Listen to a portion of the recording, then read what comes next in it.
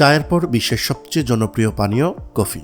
বিদেশ থেকে কফি আমদানির কারণে এর দাম তুলনামূলক বেশি হয় সাধারণ মানুষের কাছে। কফি অনেক সময় বিলাসী পানীয় হিসেবেই বিবেচিত হয়েছে। তবে সময় বদলাচ্ছে। পার্বত্য জেলা বান্দরবান, রাঙ্গামাটি ও খাগড়াছড়িতে বিগত কয়েক বছর ধরে বাণিজ্যিকভাবে কফি চাষে সাফল্য আসার পর সেই সম্ভাবনার আলো ছড়িয়ে পড়েছে পাহাড় টিলার জেলার শেরপুরে। বিশেষ করে শেরপুর জেলার নালিতাবাড়ী উপজেলায় টিউলিপ কফি ফার্মিং নামের একটি প্রতিষ্ঠান পরীক্ষামূলকভাবে কফি চাষ সফল হয় নতুন সম্ভাবনার দ্বার খুলে গেছে। এতে বিপুল পরিমাণ বৈদেশিক মুদ্রা আয় করার পাশাপাশি কিভাবে রপ্তানি দেশের তালিকায় নাম লেখাতে চলেছে লাল সবুজের বাংলাদেশ, তা জানাবো আমাদের সহকর্মী মুরাদ হোসেনের ভিডিও চিত্রে। চলুন শুরু করা যাক। শেরপুরের নালিতাবাড়ী উপজেলা গারো পাহাড়ের পাদদেশে অবস্থিত। এখানকার মাটি তুলনামূলক উঁচু, দোআঁশ ও জৈব উপাদানে সমৃদ্ধ। পাশাপাশি পাহাড়ি ঢাল, ছায়াযুক্ত পরিবেশ এবং পর্যাপ্ত বৃষ্টিপাত, এই তিনটি বিষয় কফি চাষের জন্য আদর্শ। টিউলিপ কফি ফার্মিংয়ের স্বত্বাধিকারী সাজ্জাদ হোসেন তুলিপের উদ্যোগে 2021 সালে বান্দরবানের অভিজ্ঞতা নিয়ে শেরপুরের নালিতাবাড়িতে 250টি চারা দিয়ে পরীক্ষামূলকভাবে শুরু করেন। আসার কথা হলো খুব অল্প সময়ের মধ্যেই সেই গাছগুলোতে ফলন আসতে শুরু করে। বাংলাদেশে একটি বড় বেসরকারি কোম্পানিতে চাকরিরত অবস্থায় আমি বান্দরবান যাওয়ার পরে কফির সাথে পরিচিত হই। ওইখানকার আদিবাসী সম্প্রদায় তারা ট্রেডিশনাল কফি চাষ করে। সেখান থেকে আমি কিছু চারা পরীক্ষামূলকভাবে আমাদের শেরপুর জেলায় নিয়ে আসি। আমি আমার বন্ধু বান্ধব আত্মীয়স্বজনের কাছে বিতরণ করার পরে 2 বছর পরে দেখি ভালো ফলন হয়। তখন আমি চিন্তা করি যে এটাকে বাণিজ্যিক রূপ দেওয়া যায় কিনা। ইতিমধ্যে আমি বাংলাদেশের বাজার এবং কফির উৎপাদন, রপ্তানি সব বিষয়ে গবেষণা করে দেখলাম যে কফির বাংলাদেশে প্রচুর চাহিদা রয়েছে। উদ্যোক্তা কৃষিবিদ সাজ্জাদ হোসেন তুলিপ শুধু নিজেই লাভবান হননি, বরং স্থানীয় বেকার যুবকদের কর্মসংস্থানের সুযোগ সৃষ্টি করেছে। এতে অনেক শিক্ষিত বেকার তরুণ আগ্রহী হয়ে উঠেছে এই কফি চাষে।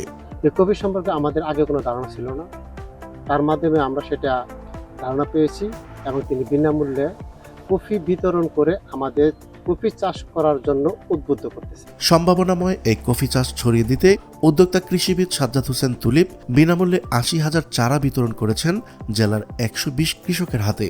এবং বাংলাদেশের কফির বাৎসরিক বাণিজ্যিক বাজার হলো প্রায় 2,000 কোটি টাকা। তখন আমি চিন্তা করলাম যে এই আমদানি নির্ভরতা কমানোর জন্য আমাকে অধিক পরিমাণে কফি চাষ করতে হবে। সেই লক্ষ্যে আমি শেরপুর জেলায় বিনামূল্যে চারা বিতরণ শুরু করি এবং এখন পর্যন্ত প্রায় 120 জন কৃষককে আমি বিনামূল্যে চারা বিতরণ করি, যার পরিমাণ প্রায় 80,000। নালিতাবাড়ির কৃষকদের জন্য কফি চাষ এখন আর শুধু একটি নতুন ফসল নয়, বরং এটি হয়ে উঠেছে সম্ভাবনাময় অর্থকরী ফসল।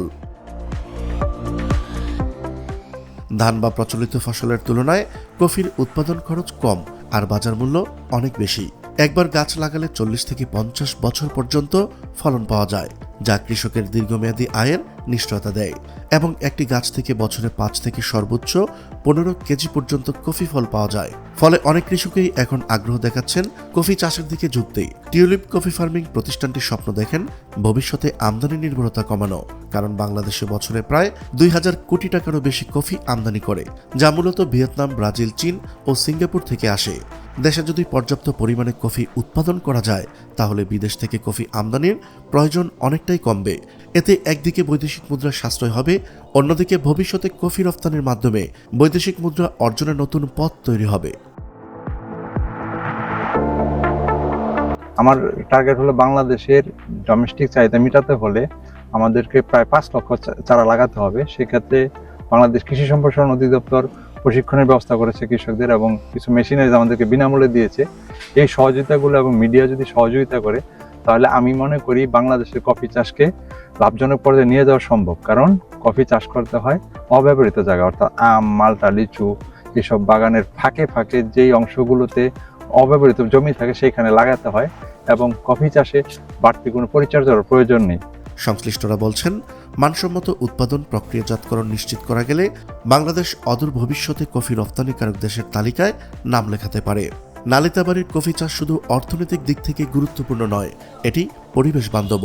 এতে পরিবেশের ভারসাম্য রক্ষার পাশাপাশি জীব বৈচিত্র্য সংরক্ষণেও বিরাট ভূমিকা রাখে। সব মিলিয়ে শেরপুরের নালিতাবাড়িতে কফি চাষ এক নীরব কৃষি বিপ্লবের সূচনা করেছে। আমদানি নির্ভর দেশ থেকে রপ্তানিমুখী অর্থনীতির পথে এগিয়ে যাওয়ার এই যাত্রায় নালিতাবাড়ির কফি হতে পারে একটি উজ্জ্বল দৃষ্টান্ত। লাল সবুজের বাংলাদেশ যে শুধু স্বপ্ন দেখে না, সেই স্বপ্ন বাস্তবায়ন করে। নালিতাবাড়ির টিউলিপ কফি ফার্মিং সেটাই প্রমাণ করেছে। প্রিয় দর্শক, আজ এ পর্যন্তই। দেখা হচ্ছে পরবর্তী ভিডিওতে। ততক্ষণ পর্যন্ত মহান আল্লাহ তাআলা সবাইকে ভালো রাখুক, সুস্থ রাখুক। আল্লাহ হাফেজ।